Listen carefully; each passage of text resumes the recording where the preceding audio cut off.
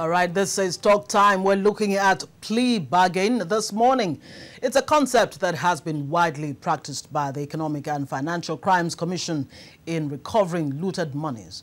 But in all of this, the commission is yet to convict any high-level official accused of embezzlement.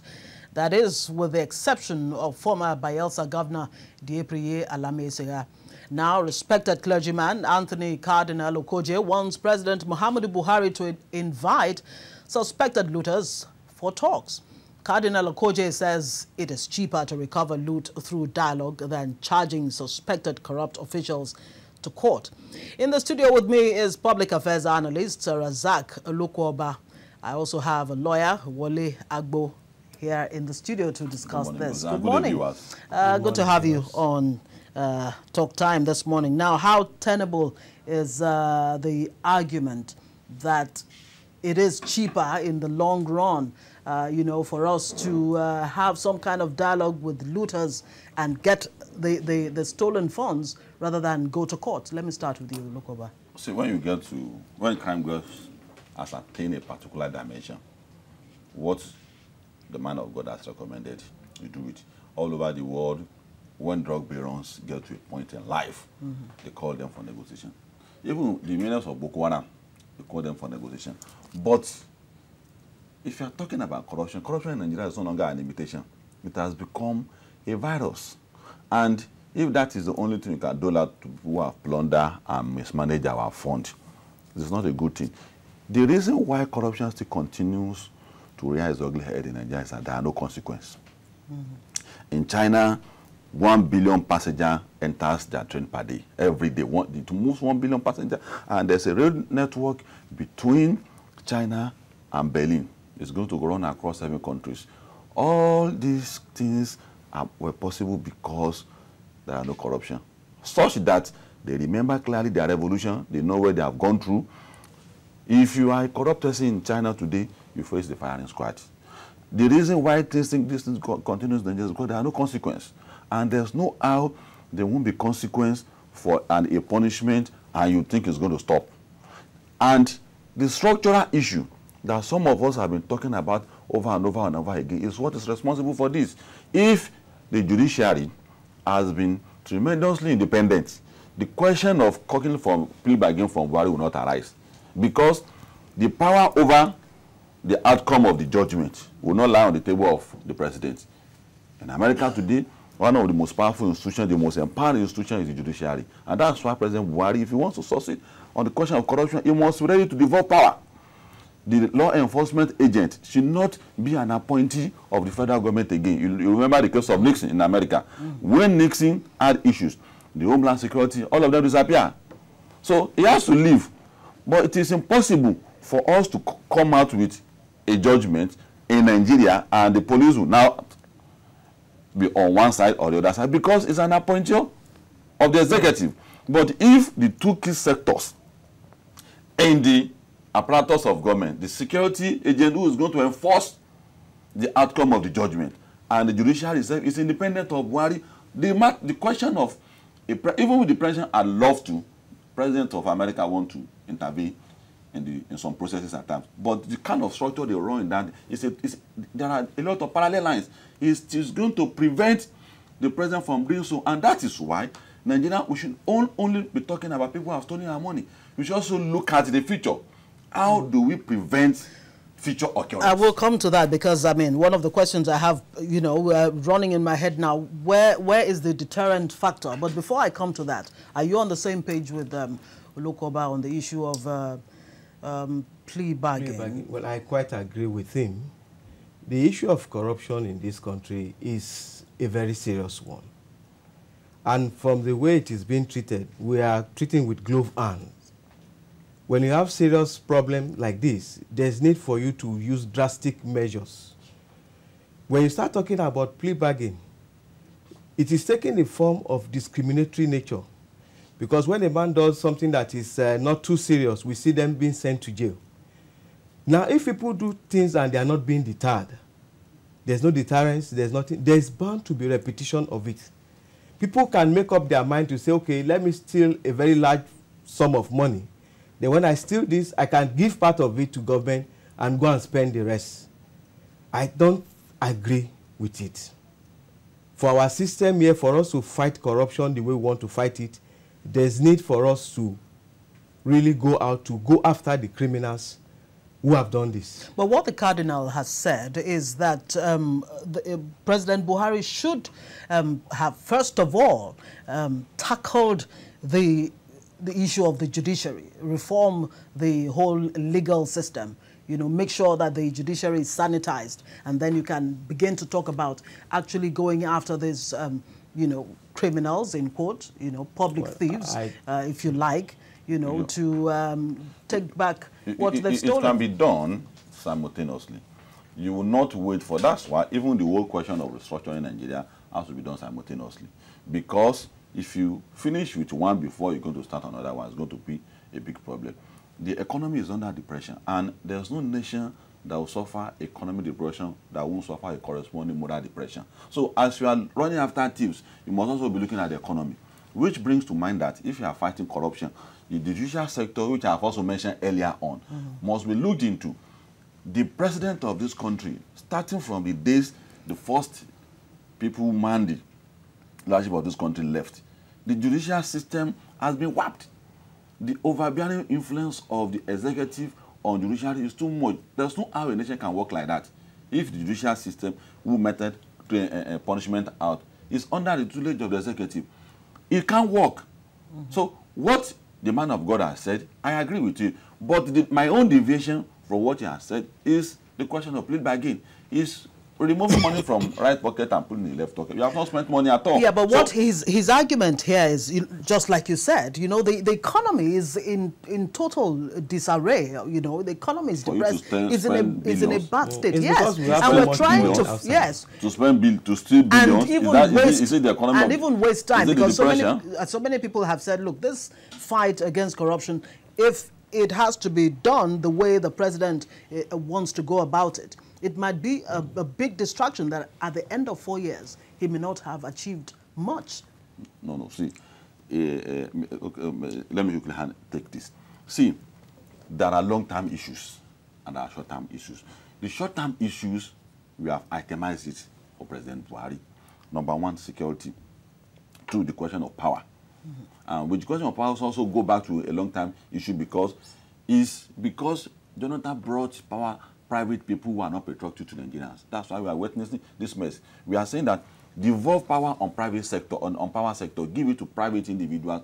Government must not have an overbearing influence on it. It did, but give it to people who are not patriotic. So security, the power issue, the economy issue, then the question of corruption. Those are short-term issues. Then the long-term issue is what we have said, that one of the main reasons why Nigerian system is corrupt is because the system itself is corrupt. Duplication of offices. There's no how the president can fund belonging to Minister of Education, because we have 36 Commission of Education. You have Minister of Education, Junior Minister of Education, Senate Committee on Education, House of Rep on Education, House of Assembly on Education, and Universal Basic Education. You have other about 11 agencies that are handling education. That's not how they run their economy in the rest of the world. The way they run their economy is that they limit the numbers of people that man sectors. In Nigeria, both in agric, in education, all these repetitions is the reason why the president cannot keep track of our money. You turn left to ask the minister, how far is our fund going? You ask special advisor, you ask this agency, wipe out all these agencies so that the money that is meant to buy tractors, we'll use it to buy tractor. The money that is meant to buy drugs and chemicals in the laboratory for our students, you'll be able to use to buy all those things. So what you are saying, in essence, is that there are long-term solutions, which is the question of restructuring Nigeria. There is no guarantee of prosperity for Nigeria if it is not restructured. That's one. Then the immediate ones are the ones that we have mentioned. The president of Nigeria has so much power that you can't say it's impossible for you to go after people who have looted our money.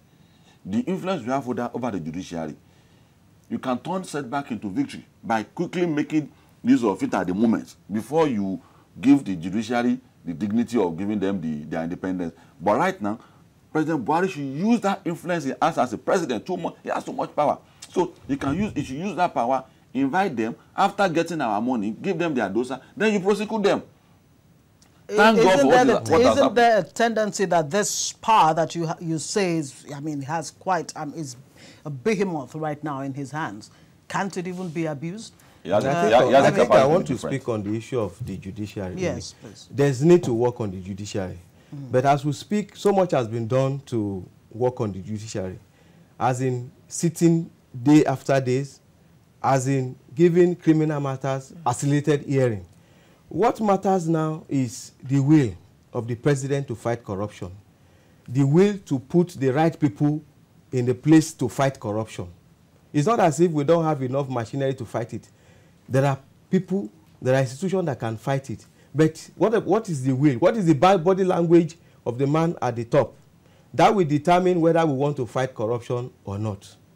It's not, I agree that the reason for a plea bargain is maybe to speed up trial and the rest, and to save resources rather than spending resources and time getting it. But for Nigeria, the peculiarity of Nigeria deserve that we face it holistically, and also we ensure that we deter people from doing it. The moment you allow some people to go and say, oh, bring part of what you have taken, it sounds funny. You bring part of what, for Nigeria, is not the appropriate thing. Like my friend, yeah, the argument is, look, it's better that you get something, you know, than you don't get anything at all, because these people have amassed a lot of wealth. They have so much money that they can get as many as but they can't be powerful more than the government. Senior advocates of Nigeria, they can't be powerful more than the themselves government. And even, you know, pay judges. I agree. You know, put judges on their payroll and all of that. And at the end of the day, the goal is not achieved. If there are consequences for judges, yeah. If there are consequences for senior advocates when they go out of the rules, then there will be sanity in the system. But when people go out of the rules and the man at the top does not feel bothered about it, and the body language shows that, oh, you can carry on with what you are doing, then the whole thing, the exercise will continue. But when the man at the top is saying, look, this is what I want, everybody will fall in line.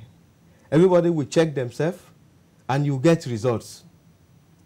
But do you really believe that the average Nigerian is corrupt? Because what Cardinal, no, not Cardinal, Bishop Matthew Hassan Kuka has said is that corruption is endemic. And so the president needs to tread softly, you know, so that it is not misread. We are what we are as a people because the people presiding over our life are what they are. The respect you get anywhere you go in the world is the quality of your leadership. If you are respected anywhere in the world, I just came back from where I traveled to. It's different now from a year, 2 years ago. That's why we are saying that Buhari has a capacity to be different. See, you wake up 5 a.m., you see Nigerians on the road. You go out 12 in the night, you see Nigerians on the road.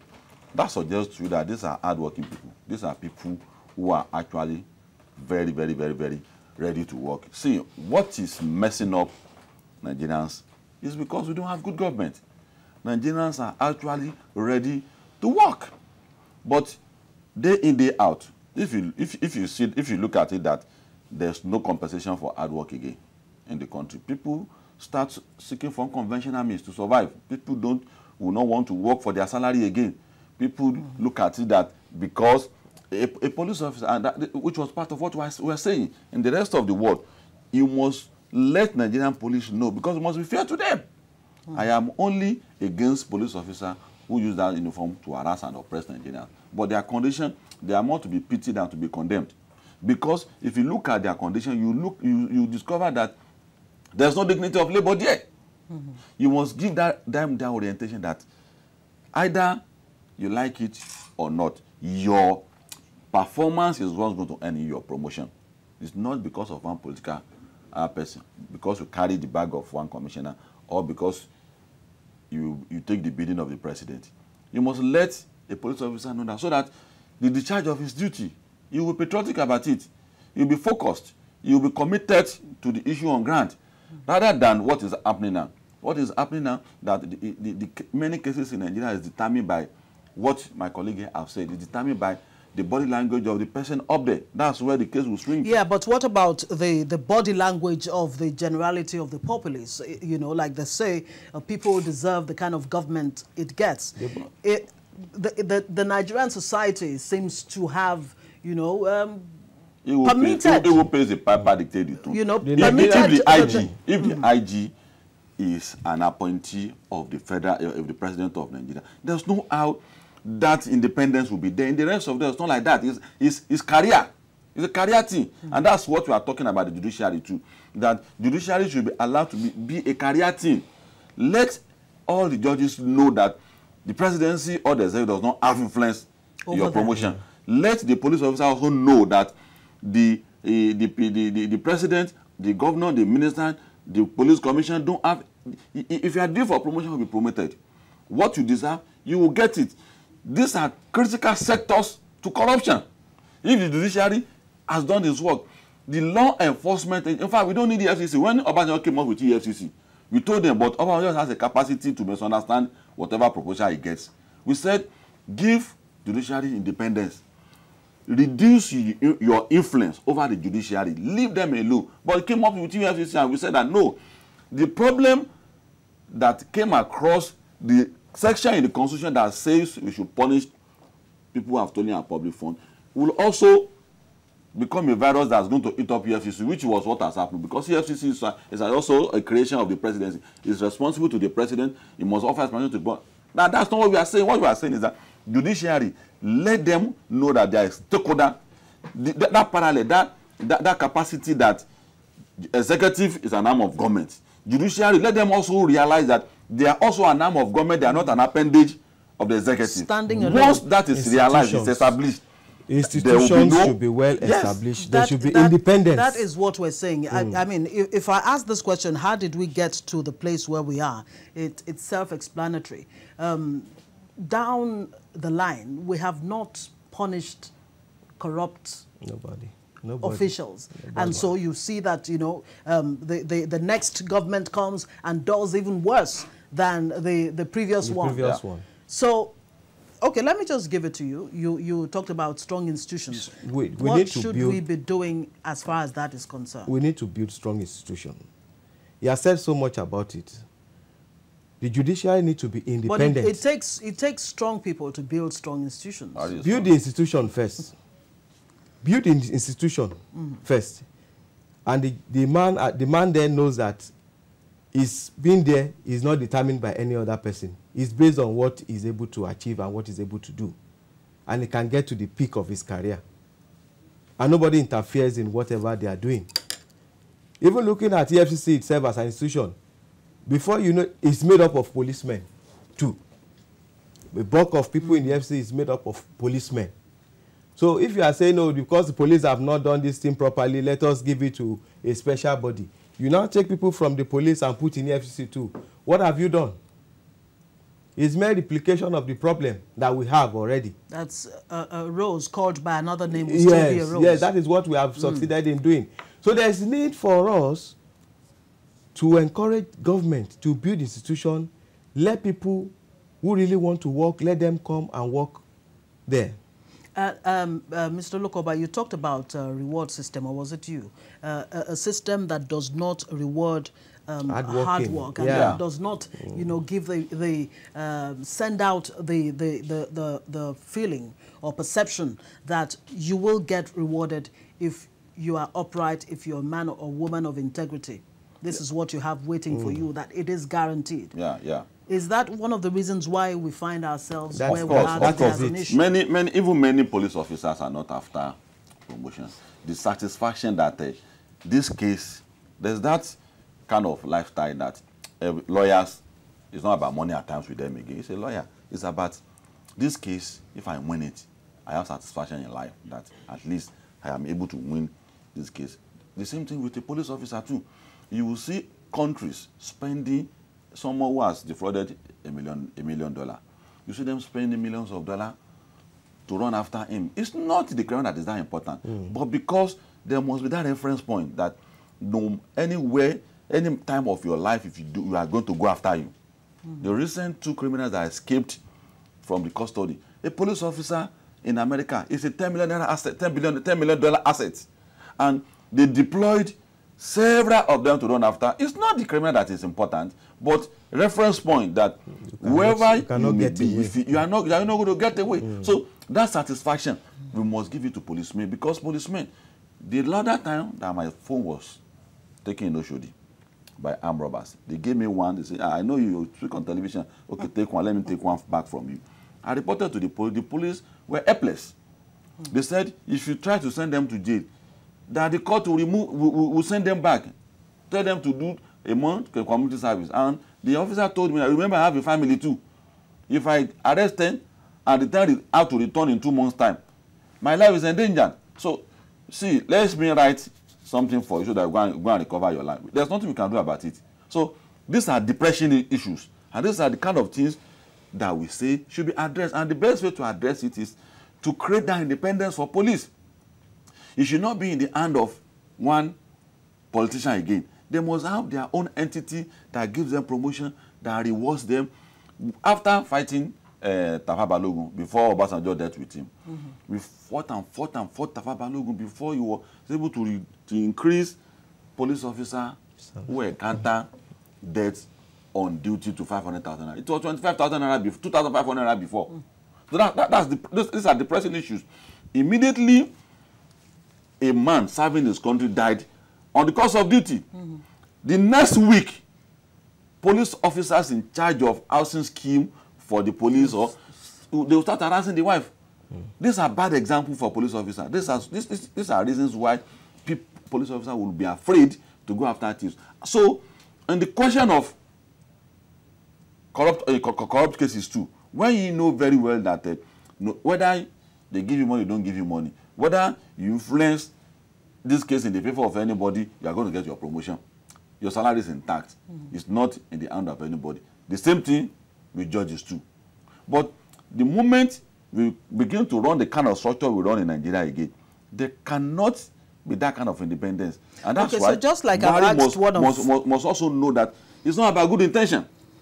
Governance, good governance, it's not about Buhari having good intention. When Yar'Adua came on board, we quickly told him it's not about good intention.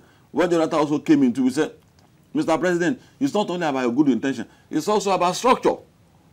It is possible that Jonathan did not know what was going around him. Now, can we build the structures without, first of all, finding out exactly the whys? What are the things, you know, what are the root causes? Just like I asked a guest on the show yesterday. Yeah. Are we tackling the symptom rather than the ailment itself, the underlying factor? Yeah.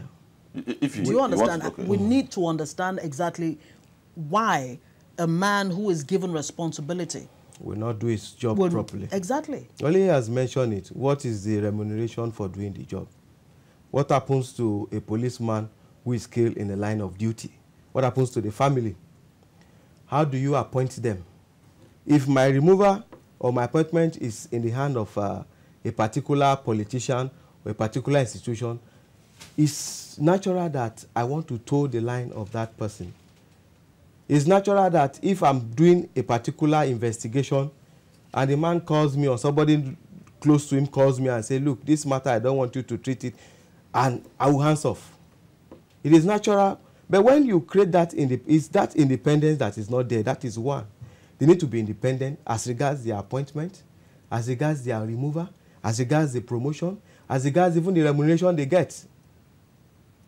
It's not like the court, even the judiciary is not independent. Though you have 3 arms of government who need to be coordinated and also independent from one another. But the practice, what you see is that judiciary will go cap in hand, asking money from the executive. The legislature will approve it. So what is the equality in the 3 of them? If what I need to run my own department comes from you. Okay, now let's come back to specifics. Oloko-oba, Cardinal, has said government should dialogue with these people in, by appealing to their conscience. That if government pricks their conscience, then maybe they'll be moved to refund, this large sums of money. According to him, if I'm correct, somebody has actually returned some $1 billion. He's a man of God. He's a slippery slope. When the Second World War was going on. They called meeting of the stakeholders, and they invited Pope. Well, one of the leaders of the country said that Pope doesn't have troops.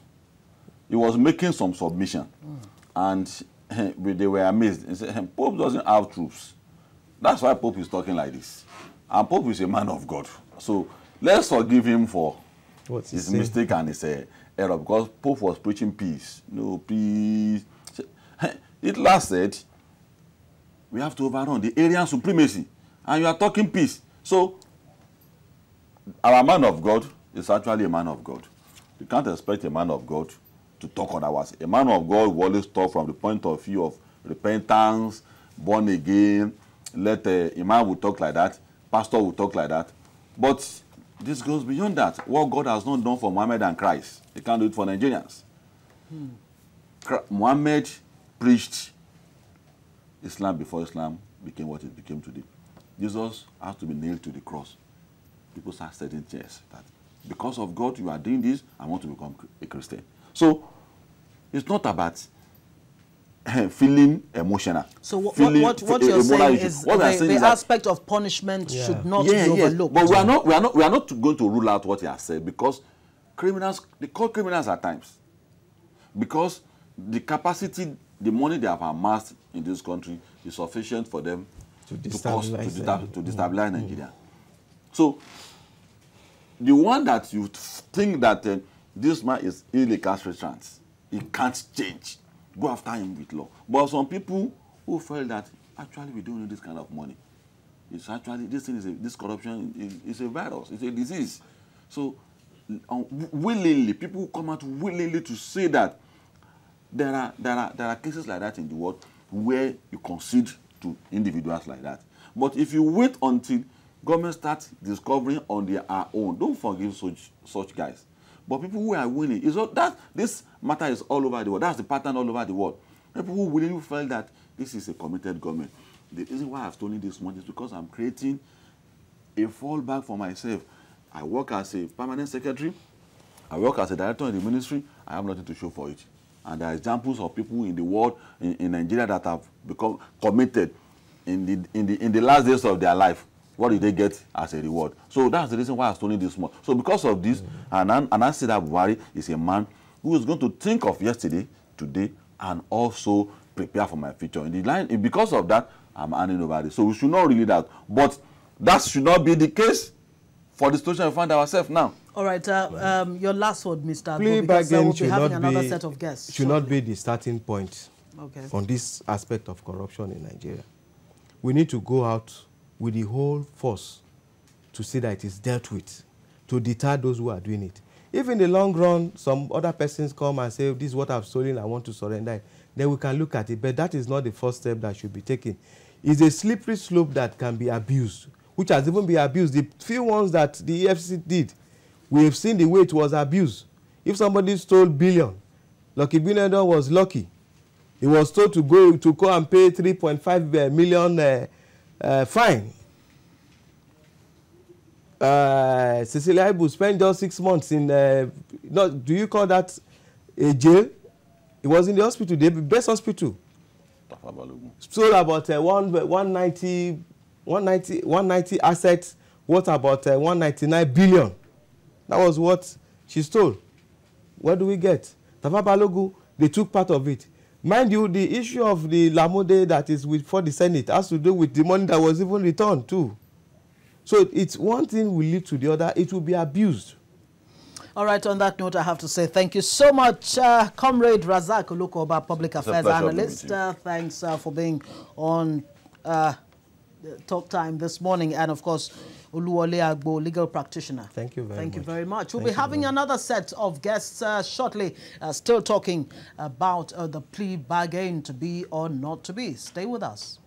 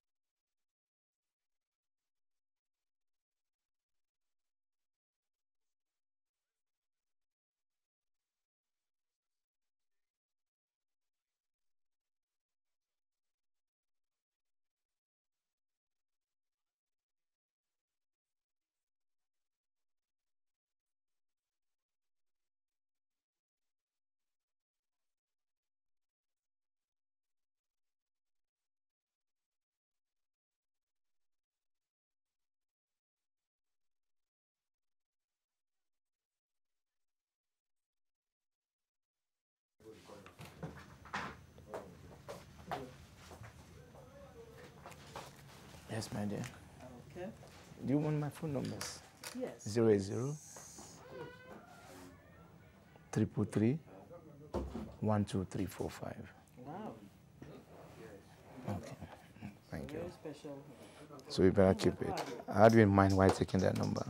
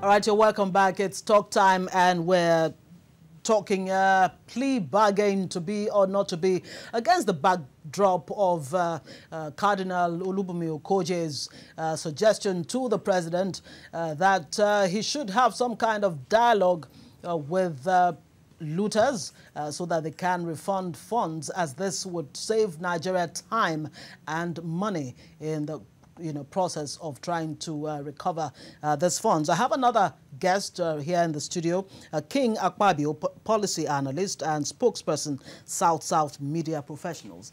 Good to have you on the show this morning. Thank you very much. Good morning. So are you on the same page with Cardinal Okogie? Honestly, I disagree with the Cardinal, because I look at the issue of corruption, the way we handle it in this climate, more of as if it's the corrupt people are from a foreign land. We also forget that corruption is actually taking place in Nigeria. And the church is supposed to be a very serious factor in tackling these corrupt issues. I don't know why the amiable gentleman would ask government when the church could play a serious role. The church and the mosque has a serious role to play, because most of these corrupt people are actually members of this church. They donate to these churches, and then they come in there, you make them elders, you celebrate them, and at the end of the day, you're asking government to counsel them to return money. Of course, we've seen in the past instances where government has actually asked people to bring back money. What has happened to this money? We heard about Abacha loot, we heard about so many other loots, and then we're not seeing where these monies are going down to. But if we also have so to speak, if a reverend gentleman like that on board any committee that are looking into issues of recovering back these funds, I think we're able to be more accountable. I want to get it back to him that please let him also try and see what he can do by seeing how best he could help government and talk to his church. But he seems not to be standing alone in this suggestion. Bishop Matthew Hassan Kuka himself has made similar suggestions, saying the president should tread softly, saying that corruption is all pervasive. And so if we're really going to fight corruption, to what extent, can the president fight this malaise, if one could put it that way? How far can the president go if, he doesn't save himself time, considering that there's so much to tackle, in this government, the economy, terrorism, and what have you? Well, if I had to say this, at the level and the kind of figures I've been hearing, one would have suggested that we should even come up with a Ministry of Corrupt Activities, because, I mean, it's a high earner. By the time you look at 150 billion there, 6 billion there, we even see some governors going as much as mentioning figures that they cannot even defend. So I tell you one thing, corruption can be tackled in this country if we all take it very seriously and holistically. And also we can even use corruption to create a lot of wealth. Let me put an instance, for example. It's very simple. Now you're talking about EFCC, ICPC, and there's 1,001 Nigerians on the road without jobs. Corruption, to tackle corruption, you need intel strongly. And we're working out of intel, we're working against intel. What I mean by intel is that we need information. If I go to give information about my uncle who's corrupt now, and then I'm not even sure about my security, how well would I be able to help the government? Okay, why not just create, maybe I want to suggest to government, for instance, you could actually have what I'll call informant protection agency.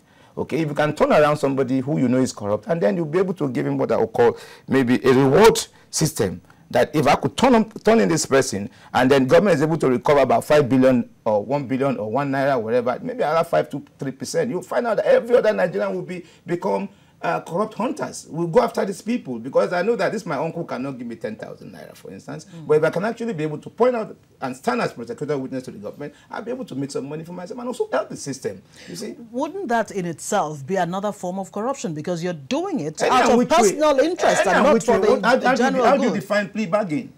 You know, it's more celebrity bargaining. Because if I steal 10 million naira now, and I know the government is coming after me, I'd rather steal 20 million, keep 10 million for government, and then go back home with 10 million and have my day. So any and which way you look at it, look at the common man that you go to ATM, for instance, awaiting trial, Krikri, and any of these places, you find out that there's a lot of people there, over 80% of people, most of the crimes are less than maybe 1 million naira, maybe they steal gold, chicken, and you keep them there. What kind of plea bargain do you expect the poor to have in this particular scenario? So what I'm saying is that government should try and use this opportunity and create jobs. We have a lot of graduates there.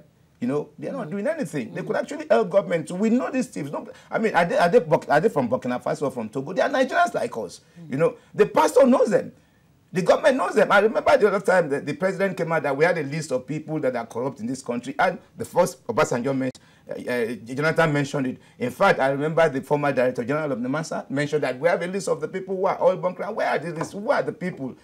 They're not strangers. Now, let me come to what Olisa Metu of the PDP said in the last 24 hours, that the way this government is going after this war against corruption, it's giving off this impression that the average Nigerian is actually corrupt. That he is saying that the way they fought corruption, you know, in a rather subtle manner, according to him, is much better than what the president is doing now.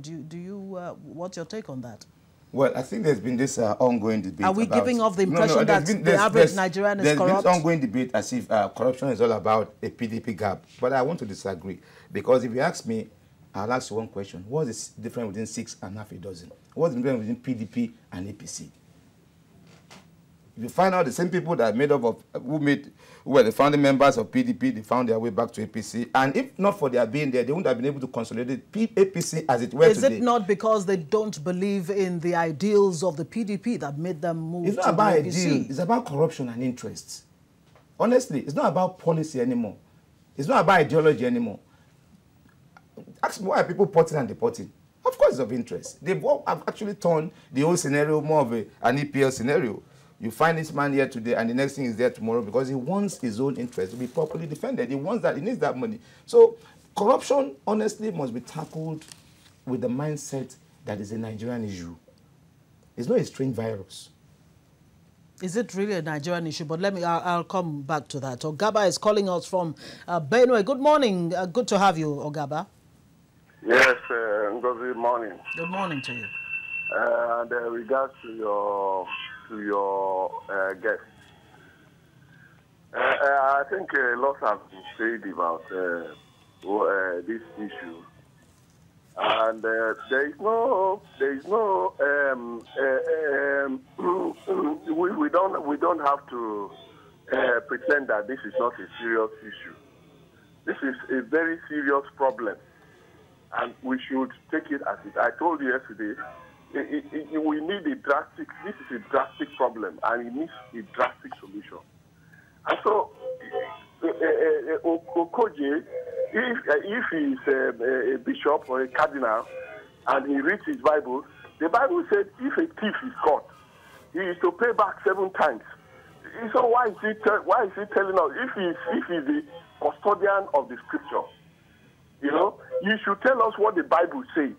But the same Bible has a place for mercy. And so, if we are to apply that what the Bible said, then it's not even near what we are talking about now. And so, the issue of plea bargaining doesn't come into the picture.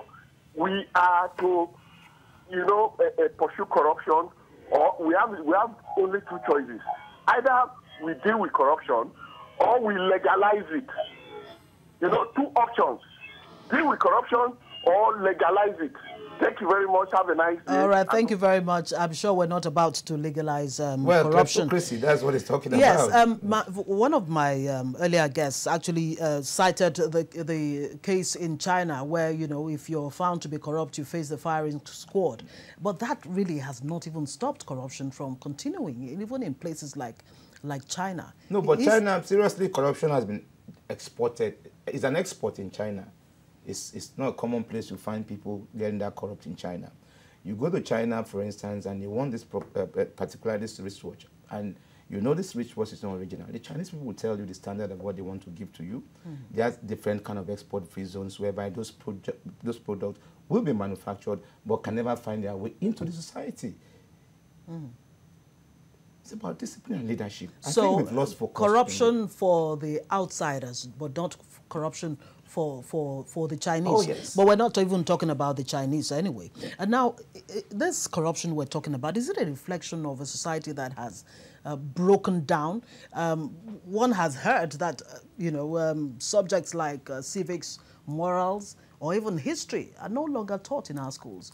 Isn't that where we even should be? Shouldn't we be thinking in that direction too? If we're going to make, this corruption a thing of the past permanently. Me think that personally one should go back to vocational institutions. Most of our kids don't have handwork. And idle mind is a playground for the devil. We should not just think about going to the university, acquire degrees. We have a lot of people out there. I feel a little bit cold when I realize that my own daughter too will be joining the labor market very soon. Is that bad? But if we have a vocational system whereby people are practically trained, let me just put an instance, for instance. If I'm a welder and I send my kids to school for 4 years, maybe I had my basic education and I'm a welder. By the time the girl is out of school 4 years, if I'm a welder and I'm focused with maybe less than 200,000 naira in my purse, I could be able to do even better and possibly employ that graduate. Why? Because there's no job for white-collar jobs in the system. We need more vocation. People have to be busy. Keep the Nigerian people busy. Invest in agriculture. Invest in construction firms. Let people work. For every one building you find out there's about 10 different departments involved, and you're creating jobs. Because everybody seems to think that once you're in government, you're made. Let's take Aliyu from Kaduna. Hello, Aliyu. Good morning. Hello, good morning. Yes, go ahead, please, very quickly. Yes. Please, I've been listening of your program, and this issue of corruption and the issue of this live again.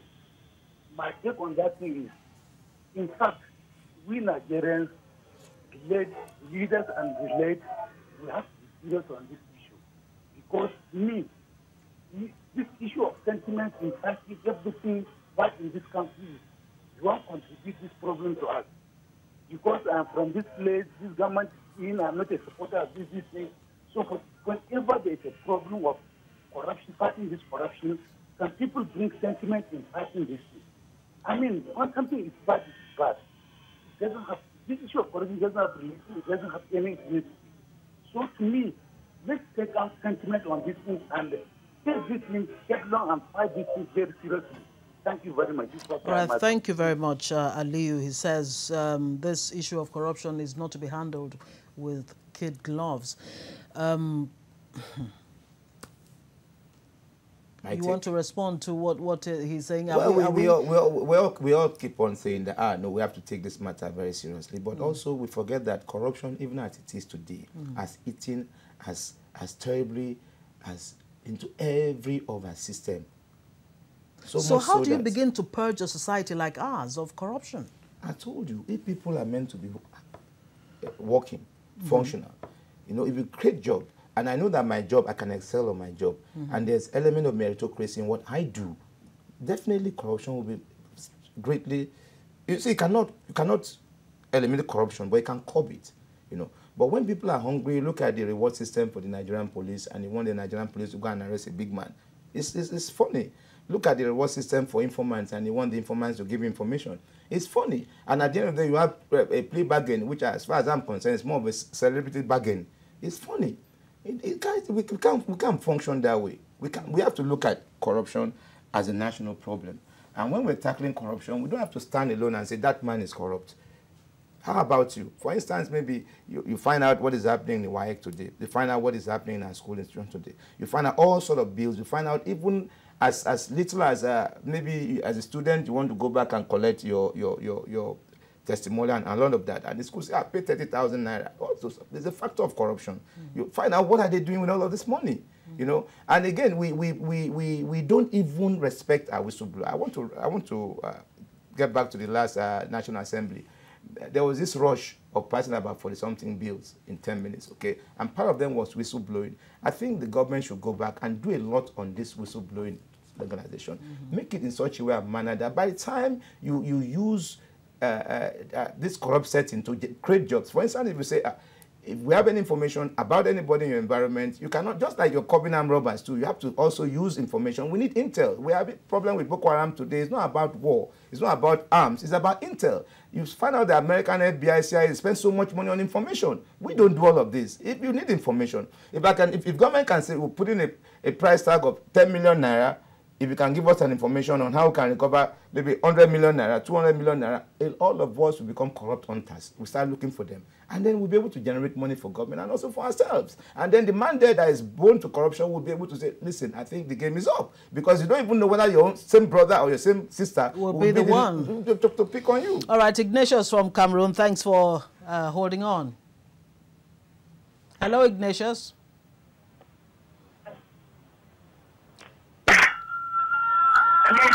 Yes, good morning. Good morning. You have to contribute my own idea for this corruption issue. But your TV is loud and it's giving us, a hold back. It's affecting your communication here. You want to turn it down completely, please. You know, this corruption issue, before Nigeria will fight corruption, they will first of all find the grassroots of corruption. Corruption started from the military regime. When the military administrators started the governance of Nigeria, it is where the corruption started. And it made everybody to become police, army. And that is how, before we can fight corruption, we will first of all remove the whole cloth the civilians and the military people are wearing in Nigeria. So that is the only way to start fighting corruption. Because this corruption issue has taken a lot. It's go to the road. If you go to every office, you will see everybody have become police, become army. And in Nigeria, if the president regime started fighting corruption now, it will take a long way. All right, thank you very much. Thank you, Ignatius from Cameroon there. He traces corruption to the military, but way back, if I remember my history, the Zelgos removed civilians for corruption. No, I even have a discussion with an elderly man that said, corruption in Nigeria is so terrible. And I said, what's the solution? He said, no, in our own time, we don't go over and above 10%. I said, that was the seed you sowed then. You don't expect to sow one seed and germinate one seed. So that your 10% seed has germinated to 1,000%. Your boys are doing better off. Of course, that is it. So corruption never started with the military. Honestly. Corruption never started with it. We've been overflogging this issue. I think corruption on its own, one of the very first place we should go tackling corruption is the ministry. Because they are the engine room of governance. If you find out the civil service. Yeah, the civil service system is absolutely a big rot. We can never get it right until we tackle that particular department. Because if you come in as a minister with good intention, they will bring you down. Because it's more of an occultic setting. And we've allowed this thing to grow to this terrible state. We have to do something about it. The judiciary, before you even look at the security. Because by the time you find out that about maybe 49 of 60-something judges had been suspended, and at the end of the day, none of them have been tried, it doesn't speak well of anybody. So, I mean, look at this lady, the justice who started to be a whistleblower. What becomes of her? You start talking about a personal issue now. You know, you start asking about whether married or single. Is that the issue? The issue is that somebody has been able to blow whistle against corruption. And then the Nigerian Judicial Commission could even sit at that kind of gossip level. Is that how you want to tackle corruption? We have to really work on our judiciary system. How can you bring somebody here and bring a man there who has stolen so much pension fund, and all you could do is go and pay 750,000 naira and go to your house, and then I still go to Cricri for 7 years? Is that the kind of corruption we want to tackle? So obviously our judiciary system has a whole lot of things to play. We have to bring it down completely. We have to bring down the civil service system. We have to bring down the judiciary system. Then we're not talking about security. And also build a very strong intel.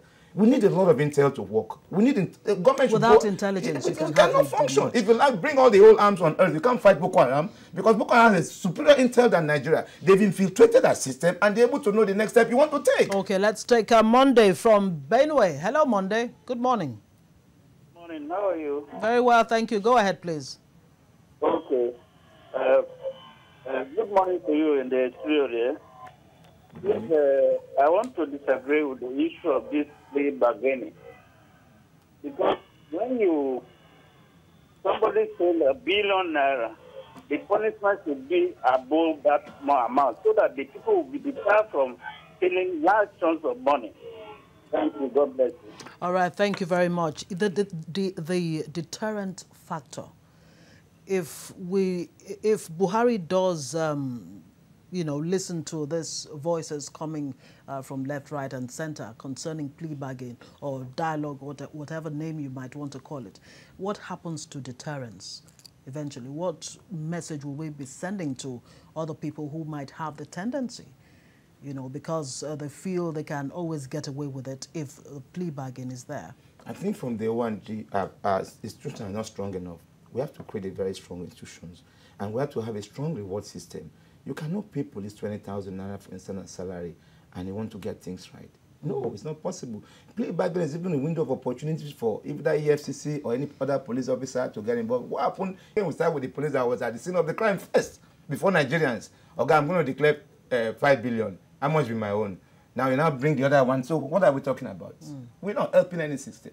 We're not helping anything. First and foremost, please try and strengthen the reward system of our security personnel. It's very, very important. Not that there's no corruption in America, but nobody will take 20 naira from you, pay through your nose. Next time you not commit that crime. But by the time a policeman is so hungry, he has bills to pay. For instance, look at the cost of school fees. Look at feeding in the country. Everything is just going up, and the salaries are not going up. So if government will able to say, security man, please, your kids' school fee, the government will pick up this one. Maybe your transportation and a little bit of subsidy to, soften the pain the poor are going through. Because if I find out, if the country is poor, there's 1,001 way they can make money. But if the poor is poor, how do they survive? So government has to create a way, a cushion effect. Also look at, for instance... And there is a link between corruption and poverty, because if you look at Transparency International's rating every now and again, and you see the countries that are most corrupt, very poor countries. They are very poor countries. So, which means... it brings me to the next question. Should we really be fighting corruption the way we're going about it? It's a question I continuously, I'll keep asking. Or should we fight corruption? No, we're not fighting corruption. We're romancing corruption. By default, meaning that, those things that make life worth living, the basic amenities, infrastructure that we're talking about, then you start fighting corruption. Then you can actually naturally reduce corruption. Of course. For instance, poverty had created a shopping mall for Boko Haram.